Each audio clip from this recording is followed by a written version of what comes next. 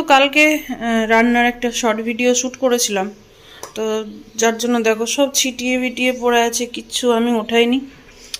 তো ঘুমিয়েও গিয়েছিলাম। তো এখন এগুলো সব পরিষ্কার করব। আর আজকে বাইরেটা ঠান্ডা কেমন, বাপরে কি কনকনে ঠান্ডা, দেখো সেই হাওয়া আসছে। তো জানলাতে না একটা দড়ি বেঁধে দিয়েছি, আর আমার জানলার অবস্থা খুবই খারাপ, দেখো পরিষ্কার করতে হবে। খুবই খারাপ মানে খুবই খারাপ।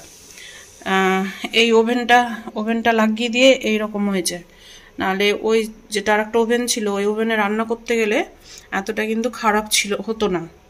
মানে ওভেনটা নিচু তো, যার জন্য এত তেল মশলা অত উঁচুতে ছিটতো না। তো এখন হচ্ছে এদিকে তেল মশলা গিয়ে গিয়ে কি অবস্থা। ফয়েল অর্ডার করেছি ফ্লিপকার্টে। তো ভেবেছি কি যে এই ফয়েলগুলো এগুলোতে দিয়ে বেশ সুন্দর করে কভার করে দেবো, মানে পরিষ্কার করব আগে, পরিষ্কার করে তারপরে। আমার পুরো একদিন আমার লেগে যাবে এখানে এই জানলাটা পরিষ্কার করতে।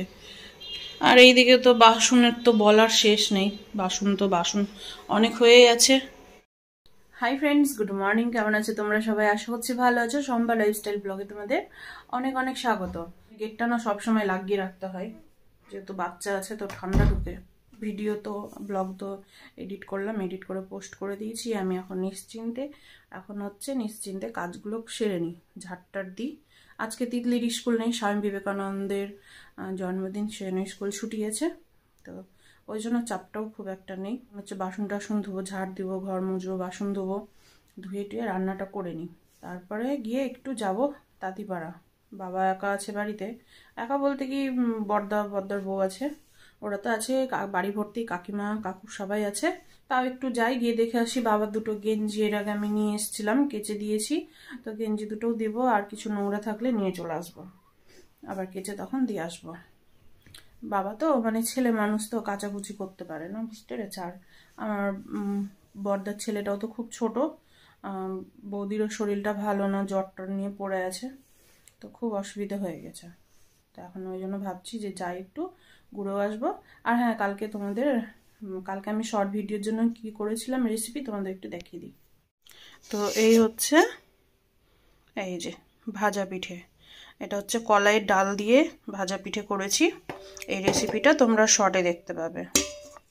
তো আমার বর অনেক দিন থেকে বলছিল যে সেই মা যখন বেঁচে ছিল তখনই খাওয়া হয়েছিল ভাজা পিঠে, আর খাইনি। মানে আমার শ্বশুরবাড়িতে এটা খুব ভালোবাসে খেতে এই পিঠেটা, তো আমাকে বলেছিল যে তিল দিয়ে করে দেবা। তো যাই হোক, ফ্লিপকার্টে তিল অর্ডার দিয়েছিলাম, তো নিয়ে এসে রাখাই ছিল। করব করে আর করাই হয় না জানো। তা আজকে ভাবলাম যে না, করেই নি, তাই করলাম। কারণ হচ্ছে আমার বর তো সেরকম খুব একটা এটা ওটা যে জিনিস খেতে খুব ভালোবাসে তা তো ভালোবাসে না, কিন্তু যেটা বলে কি না এই জিনিসটা করে দিও না, মানে না না করে দিয়ে আর পারি না, তো ওই জন্য করলাম। আর একটা জিনিস খেতে চেয়েছে আমার কাছে, কতবার খেতে চেয়েছে, কিন্তু আমার না করাই হয় না।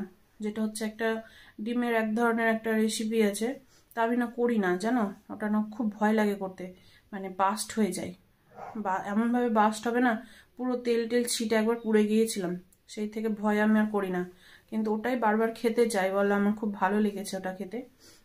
তো আমাকে একদিন করে দিও, তো চেষ্টা করবো একদিন করে দেওয়ার। হচ্ছে আরেকটা কি বলতো, মা এখন একটু বেশ ভালো আছে। হ্যাঁ, গলাটা এখান থেকে, কালকে ভিডিও কল করেছিলাম, এখান থেকে পুরোটা এইভাবে কেটেছে গলাটা। তো মা এখন একটু ভালো আছে, আর হবে না বলো, এত বড় অপারেশন হয়েছে, তো কষ্ট তো পাবেই। তো এখন যাই হোক, একটু ভালো আছে মা।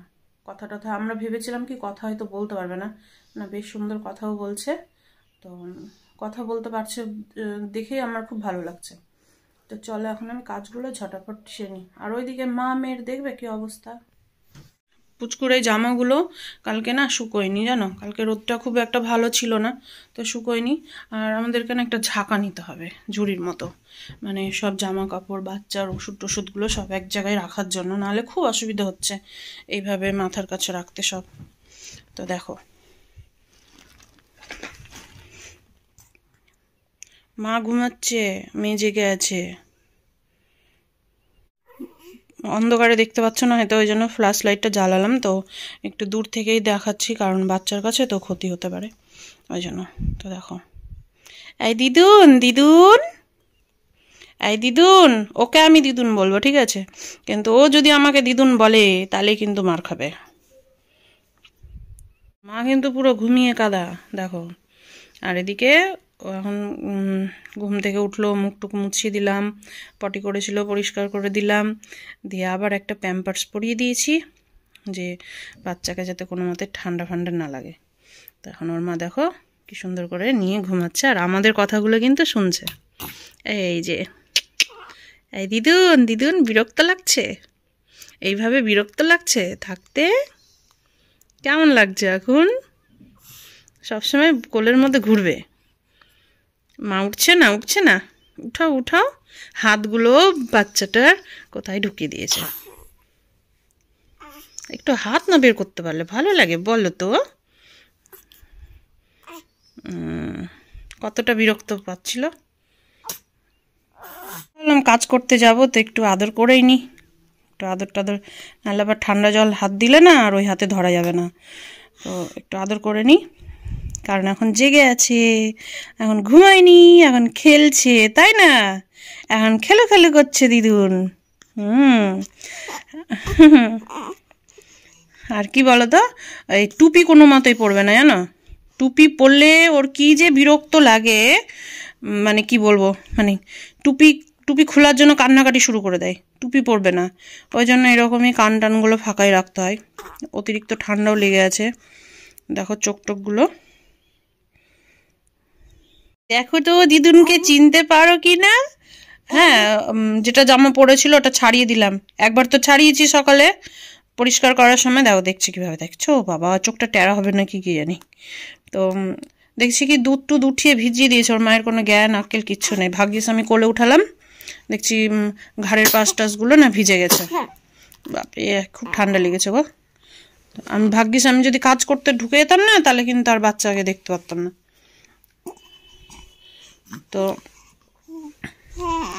আবার ছাড়িয়ে এই সোয়েটারটা পরিয়ে দিলাম। এখন সকালবেলা তো একটু মোটা সোয়েটার পরে থাকুক, এবার একটুতে ঘেমে যায় জানো, বেশি ঢাকাঢাকি করে রাখলে না ঘেমে যায়। দেখছো এটা মুখে দিবে এখন। দেখো এত দুষ্টু হয়েছে না, ভীষণ দুষ্টু হয়েছে, ভীষণ। তো দেখি ওর মাকে বলে নাকি খুব ঠান্ডা লাগছে, জ্বর এসছে নাকি, ওর মাকেও দেখি এখন জ্বর টর এসছে নাকি, কাঁপছে ওর মা ঠান্ডায়। তো আমি এই বালিশগুলো নিয়ে এসেছি পুচকিটার জন্য, দুটো নিয়ে এসেছি, 125 টাকায় দুটো। তো বালিশটা খুব সুন্দর। আরেকটা ছিল সর্ষের মতো, মানে সর্ষে দেওয়া আছে, এইরকম বালিশগুলোতে সর্ষে দেওয়া আছে, তো আমার ওটা খুব একটা ভালো লাগলো না দেখতে, ওই জন্য ওটা নিয়ে নিয়ে এটা নিয়ে এসেছি। তো মানে যেহেতু এখন দেখো বাচ্চাকে তেল টেল মাখানোর ব্যাপার, তো এটা আবার নোংরা হয়ে গেলে না ধোয়ার অসুবিধে। তো ওপর দিয়ে একটা কাপড় দিয়ে রেখেছিলাম, তো কাপড়টা দেখছি ওই যে দুধ উঠিয়েছিল তো ভিজিয়ে দিয়েছে, তো কাপড়টাও চেঞ্জ করে দিলাম।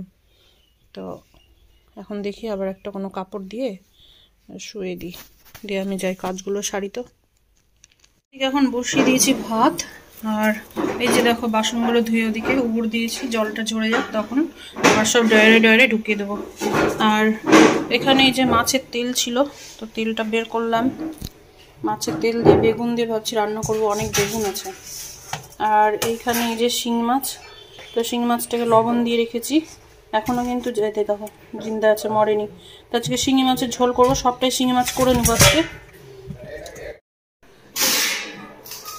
তো শিঙি মাছগুলো আজকে সবটাই করবো, কারণ হচ্ছে জুথি বলছে মা আমি শিঙি মাছ খেতে আর পারছি না, ওর জন্যই নিয়ে এসেছিলাম। তো বললো তুমি আজকে রান্না করে সম্পূর্ণ শেষ করে দাও, আজকে খেলে একটু কষ্ট করে খেয়ে নেবো, আর শিঙি মাছ নিয়ে এসে। তো শিঙি মাছটা তো খাওয়া খুব উপকার, ওই জন্য নিয়ে আসা হয়েছিল। তো আর খেতে চাইছে না, ওই জন্য ভাবলাম যে রান্না করে নিই, আমাদেরও সবার হয়ে যাবে, আর পারলে একটু বাবার জন্য নিয়ে যাব। কিন্তু আমার যেতে যেতে তো ওই 2, 3, 4 বেজে যাবে, নিয়ে যাবো রাত্রের জন্য, বাবা খেলে রাত্রে খেয়ে নেবে। কালকে আবার শনিবার, যদি বাবা আজকে রাত্রে না খায় তাহলে আবার শনিবারের দিন বাবা খাবে না। তখন ওটাও ভাবছি, যদি মানে রুটি খায় রাত্রে, রুটি খেলে তো মাছ দিয়ে তো রুটি খাবেই না, তখন আবার থেকে যাবে। দেখবো যদি না খায় তাহলে আবার নিয়ে চলে আসবো, আর যদি রাত্রে ভাত খায় তাহলে হয়তো খেয়ে নেবে। তোমাদের সাথে কখন থেকে ভাবছি শেয়ার করব তো করাই হয় না। তো এদিকে দেখো আমার বড় একটা ভ্যান কাকুকে ডেকে নিয়ে এসছে, তো ভ্যানে করে এখন হচ্ছে দোকানে যা যা থাকে, মানে স্বর্ণকারী দোকানের যা থাকে শোকেস, তারডলা মেশিন, ডয়ার টয়ার যা থাকে সব এখন ভ্যানে করে ওঠাচ্ছে। গোপালপুরে এখানে মানে পাশে এখানে একটা মোড় আছে, তো সেইখানে একটা দোকান নিয়েছে, তো সেই দোকানে জিনিসগুলো নিয়ে যাচ্ছে। তো যাক, খুব ভালো লাগলো, কারণ হচ্ছে ঘুরে বেড়াচ্ছিল, আমি বললাম একটা দোকান টোকান খুলো কোথাও, তো যাক বুদ্ধিটা একটু ফিরেছে। স্নান টান আর কিছু করলাম না, আজকে এত ঠান্ডা পড়েছে, আমি তো কি বলবো, কাঁপছি। রোদও ঠিক মতো ওঠেনি, আর মানে ভীষণ কনকনে ঠান্ডা আমাদের এই মালদাতে। কোথায় কেমন ঠান্ডা বলতে পারবো না, কলকাতার দিকে হয়তো একটু কম হতে পারে, কিন্তু আমাদের এইদিকে অতিরিক্ত ঠান্ডা। তো ওইদিকে তো দাদারা সব গুয়াহাটিতে আছে, তো ওইদিকে নাকি বলে ঠান্ডা কম, জানি না তবুও। কিন্তু আজকে এত ঠান্ডা, আমি ভাবছি আমি যাবো কি করে বাবার বাড়ি, কারণ বাবার ওই যে দুটো গেঞ্জি কাচতে দিয়েছিল, গেঞ্জি দুটো দিব, আর একটু দেখেও আসা হবে বাবাকে, তো তবুও যাব। আর হ্যাঁ, ও বড়দার ছেলে, ছোট ছেলেটার একটা আংটি বানাতে দিয়েছিল বৌদির বাবা, বড় বৌদির বাবা, মানে বড়দার শ্বশুর, তো সেই আংটিটা মানে দিতে যাবো, মানে মুখে ভাতে আংটি দিবে তো ফুচকাটাকে, তখন দেওয়া হয়নি, তো আমার বরকে বানাতে দিয়েছিল, তো সেই আংটিটাও দেওয়ার আছে। রান্না হয়েছে এই যে আলু দিয়ে শিঙি মাছের ঝোল, আর না এই যে দেখো কালকে না এই যে ভাজা পিঠেতে কলাইয়ের ডাল দিয়েছিলাম, তো সেই কলাইয়ের ডালটা না সেদ্ধ করেছিলাম, তো বেশি হয়ে গেছিলো, তো আমার বর তো কলাইয়ের ডাল খেতে ভালোবাসে, ওইটাকে আবার একটু ফোড়ন টোড়ন দিয়ে ডালটা বানিয়ে নিলাম। আর এখানে আছে মাছের তেল দিয়ে বেগুনের, মানে বেগুন তেলে ঝালে বেগুন যেটা বলতে পারো আর কি, বেশ করে একটু কাঁচা লঙ্কা টঙ্কা দিয়েছি, একদম ঝাল ঝাল করে বেগুন, তেল বেগুন রান্না করেছি। আমার না কি বলতো, এখন আর মাছের তেল খেতে পারছি না, মানে খেয়ে দিয়ে মনে হচ্ছে হাতটার থেকে বাসন টাসন থেকে একটা কেমন আস্তে গন্ধ বেরোচ্ছে। তো আমার বরকে বলেছি আর নিবা না, এটা এই তেলটা না অনেক দিনের ছিল, তো করবো করে করা হয় না। আর এইখানে এই যে দেখো কালকে রাত্রের ভাত, জুথিকে একটু গরম ভাত করে দিয়েছিলাম, তো সেই ভাতটাই থেকে গেছিলো, আর এই যে ফলি মাছের ঝোল, আলু সবই আছে, তো ফেলতে পারিনি গো, এত ঠান্ডা, তো ঠান্ডা ভাতটা খাবো, ভাত ফেলতে খুব মায়া লাগে। আর ওর বাবাকে দিলেই খেয়ে নিবে, কিন্তু আমি খেয়ে নেবো থাক। আর এইখানে যে ফ্লাক্সে জল গরম করে এখন রাখবো, কারণ জুথিকে ঠান্ডা জল খেতে দিই না, তো একটু হালকা গরম জল মিক্স করে দিই। আমি আবার কিন্তু ঠান্ডা দিনে না আমাকে বেশ ঠান্ডা জল খেতে খুব ভালো লাগে, জানি না কেন, হালকা গরম জল মিশিয়ে খেতে পারি না, মনে হচ্ছে কি স্বাদ পায় না জলের, তো আমি ঠান্ডা জলই খাই, ওরা গরম জল খায় মিশিয়ে, তিতলি ওর বাবা, জুথি, দাদু ওদিকে গ্যাসে গরম করে নেয়। তো ঠান্ডা এতটাই পড়েছে যে আমি কিচেনের জায়গাটাও পরিষ্কার করতে পারছি না, আমার ঘরের আলমারিগুলো অগোছালো হয়ে গেছে। ওর বাবা না কি বলতো, গুছিয়ে রাখলেও রাখতে দেয় না, অগোছালো করে রেখে দেয়, তো সেগুলোকে আবার গোছানোর আছে, কিন্তু খেয়ে দিয়ে মনে হয় লেপের তলায় ঢুকে গেলে না আর ভালো লাগে না কিছু গোছাতে পরিষ্কার করতে। ঠান্ডাটা একটু কমুক, তারপরেই ভাবছি ঠিক করতে পরিষ্কার করবো। পুরো বাড়িঘর একদিন সার্ফ দিয়ে মুছতে হবে, এমনি জল দিয়ে মুছে রেখে দিই, তো সার্ফ দিয়েও মুছতে আছে পুরো বাড়িঘর, দেখলে একবার একটু ঠান্ডাটা কমে যাক তারপরে করব। আর যেহেতু এখন আমি একা হয়ে গেছি, আর যদি টুকটাক অনেক কাজ করে দিত। দিদুনকেও আজকে স্নান করায়নি, ওর মাকেও বললাম করতে হবে না, খুবই ঠান্ডা, খুবই আজকে একবার কনকন করছে ঠান্ডাতে, না বলো, তাই আমি জুথিকে বলছি আমি যাবো কি করে এত ঠান্ডায়। দুতু পাপা তাহলে না যাওয়ার চান্সটাই বেশি, এখন রেডি হস না। না যাবো তো অবশ্যই। তো যাই হোক, সানবিকে আজকে চান করাইনি, আমি খেয়ে দিয়ে নি, বিকেলের দিকে একটু তেল মাখিয়ে দিয়ে তারপরে যাব। তো দেখো চলে এসেছি, কেমন পাগল হয়ে আছি, সেই যে বিকেলের দিকে বিছানায় ঢুকেছি, বেরালাম হচ্ছে 10:30টার দিকে, মানে রাত্রি 10:30টা। তার আগে একবার মাঝখানে উঠে দাদুকে খাবার দিয়েছিলাম, আর দিয়ে আবার ঢুকে গেছিলাম। এত ঠান্ডা পড়েছে না, এই যে তিতলি ভাত টাত খেয়ে কই রে কেমন করে কাঁপছে দেখো, এই যে আমার পেছনে দেখো, এই যে খেয়ে নিয়েছে দিয়ে কাঁপছে। ভাতটা ঠান্ডা, মাছের ঝোল টোল গুলো না সব গরম করলাম, ভাতটা গরম করা যেতে পারে, কিন্তু কি করবো বলো, আমারও তো একটা ঠান্ডা বলে কিছু আছে, ঠান্ডাতে আর কিছু করতে ইচ্ছে হচ্ছে না। তো মাছ আছে, মাছ খেতে ইচ্ছে করছে না, তো ভাবছি কলাইয়ের ডালটা গরম করলাম, কলাইয়ের ডাল দিয়ে আর একটা ডিমের পোচ ভেজে নিই, দিয়ে ভাত খাবো, কারণ হচ্ছে ডিম খেতে ইচ্ছে করছে।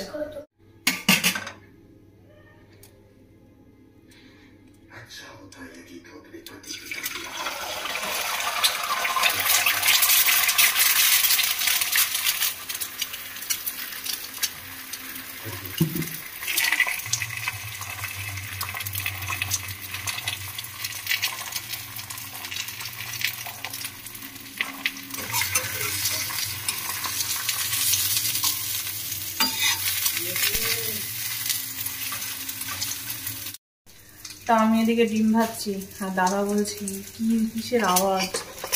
হ্যাঁ, তখন বলবো আমাকে দিল না, নিজে করে করে খেয়ে নিচ্ছে, আমাকে দিল না। তো চলো আমি ভাতটা বেড়ে নিই। এই যে এইদিকে দেখো বাটিতে অল্প করে ভাত নিয়ে নিয়েছি, যদিও ভাবছিলাম ভাত খাবো না, তো ভাবলাম কলাইয়ের ডাল দিয়ে একটু ভাত খেয়ে নিই, নাহলে খিদে পেয়ে যাবে রাত্রিটা তো এখন বড়। আর এই যে দেখো কতটি ভাত থেকে গেল আবার, মানে আজকে দুপুরেতে আমি খাইনি, দুপুরের ভাতটা মানে সেই ঠান্ডা ভাত ছিল, সেই ঠান্ডা ভাতটা খেয়েছি, একটু মাছের তরকারি থেকে গেল, খাবো না এটা। তো এগুলো সব ঘরেই নিয়ে যাব, আর সকালে সব খালি করে ধুয়ে নেব। আর এই যে এদিকে ডিমের পোচ রেডি। আমি ডিমের পোচটা উল্টো করে মানে উল্টে দিলাম, অনেক আছে উল্টোয় না, কুসুমটা না আমার কাঁচা ভালো লাগে না, আস্তে আস্তে গন্ধ লাগে, ওই জন্য আমি এটাকে একটু উল্টে নিলাম। ডিমের পোচটা নিয়ে নিব। আর এখন এই যে কলাইয়ের ডাল, এই যে কলাইয়ের ডালটা গরম আছে, নিয়ে নিই। খাওয়া দাওয়া করে লেপের মধ্যে ঢুকে গিয়েছি, আর এখন আমরা সবাই লেপের ভেতরে ঢুকে ঢুকে মুভিটা দেখছি, মানে জুথির বাবা, জুথি, আমি, তিতলি সবাই মিলে। তো রাবণ এখন সীতাকে নিয়ে যাচ্ছে, রাবণের অভিনয় করেছে সাইফ আলি খান। আর এই যে বাজ পাখিটা বাঁচাতে যাচ্ছিল, তো এখন তো বাজ পাখির ডানাটা কেটে ফেলবে। বইটা কিন্তু বেশ ভালো লেগেছে আমাকে, কাকে কেমন লেগেছে আমি বলতে পারবো না, কিন্তু আমাকে বেশ ভালো লাগছে বইটা দেখতে। এখন বাজে রাত্রি 1:32, বুঝতে পেরেছো? তোমরা বিশ্বাস করবে কি করবে না, ওই জন্য টাইমটা দেখিয়ে দিলাম। 1:32 বাজে, আর এখন আমি জুথি ঘুমাবো। ওর বাবা এখনই গেল বইটা শেষ করে, মানে আমাদের বই শেষ হলো এখন, ওই জন্য ঘুমাচ্ছি এখন। বইটা খুব ভালো লাগলো, যদি তোমরা কেউ সার্চ করে পাও তো দেখো, আদিপুরুষ, মানে রাম সীতা রাবণের। সার্চ করে পাইনি, সার্চ করে এসেছে। হ্যাঁ মানে সার্চ করেছিলাম তো কালকে পাইনি, আজকে হট করে এসছে, তো ওই জন্য। তাও তোমরা একবার সার্চ করে দেখো, বইটা আদিপুরুষ বইয়ের নাম, ঠিক আছে? সাইফ আলি খান হয়েছে রাবণ, আর ইয়ে ওর নাম কি জানো? প্রভাস, না প্রভাস তো না, ওই যে বাহুবলীর ছেলেটা রাম হয়েছে। তো তোমরা দেখবে তাহলে বুঝতে পারবে। বইটা কিন্তু খুব ভালো লাগলো। আমি জানি না হলে বইটা 2 দিন চলে কেন বন্ধ করে দিল, বলতে পারছি না। আর এই পুচকিটা না বিছানাতে শোবে না, জানো? এই যে দেখো, যে একটু বিছানায় দিয়েছে ব্যাস, ওর মানে কি বলবো, শুরু হয়ে গেছে, এখন আবার একটু থামলো, তো এখন ঘুমাবো।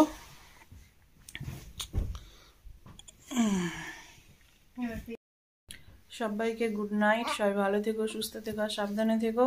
আবার দেখা হচ্ছে নেক্সট কোনো ব্লগে। তো আজকের মতো টাটা, বাই বাই।